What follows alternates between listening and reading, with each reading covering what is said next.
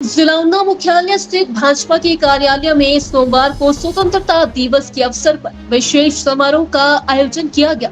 Party कार्यकर्ताओं ने राष्ट्र के सबसे बड़े उत्सव के उपलक्ष्य में पार्टी कार्यालय को रंग बिरंगे गुब्बारों और तिरंगे झंडे से खूब सजाया। इस मौके पर कृषि मंत्री वीरेंद्र कंवर और वित्त आयोग अध्यक्ष सतपाल सिंह सत्ती विशेष रूप से कार्यकर्ताओं के साथ इस कार्यक्रम में भाग लेने के लिए पहुंचे। कृषि मंत्री वीरेंद्र कंवर ने तिरंगा झंडा फहराने के बाद कार्यकर्ताओं को राष्ट्र के स्वतंत्रता दिवस की बधाई दी। उन्होंने कहा कि स्वतंत्रता दिवस पर देश आजादी का अमृत महोत्सव मना रहा है। भारत भूमि को आजाद हुए पूरे 75 वर्ष का समय हो चुका है।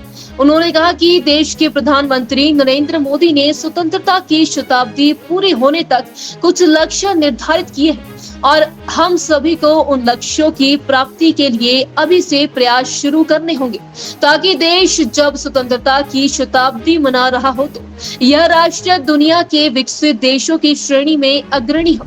उन्होंने कहा कि आने वाले 25 वर्ष देश को आगे ले जाने, गरीबी को दूर करने और अन्य तमाम राष्ट्रीय उत्थान की सिद्धियों को प्राप्त करने के हैं। हजारों लाखों लोगों की शहीदियों के बाद 15 अगस्त 1947 को हिंदुस्तान सैकड़ों सालों की गुलामी के बाद आज़ाद हुआ था।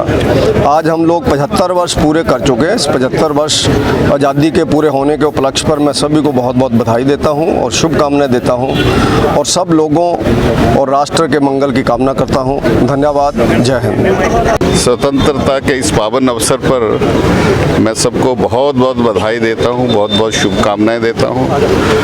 हमने इस वर्ष को एक अमृत महोत्सव आज़ादी के रूप में जो है वो मनाया है। जब देश 75 वर्ष का एक आज़ादी के बाद ये वर्ष जो है वो पूरा किया है और जैसे माननीय प्रधानमंत्री जी ने कहा है कि अगले 25 वर्ष जो हैं, जो हमारे संकल्प हैं इस देश को आगे ले जाने के लिए, इस देश की गरीबी दूर करने के लिए, ये 25 वर्ष जो हैं वो इसकी सिद्धियों के लिए हैं। और जब शताब्दी वर्ष जब होगा, भारतवर्ष बनाएगा, तो एक विकसित रूप में भारतवर्ष का प्रधानमंत्री जो है वो देश का ध्वज जो है वो फहराएगा और हमें इन संकल्पों की सिद्धियों के लिए जो है वो लगना है। इसके लिए मैं सबको बहुत बहुत बधाई देता हूँ, बहुत बहुत शुभकामनाएं देता हूँ।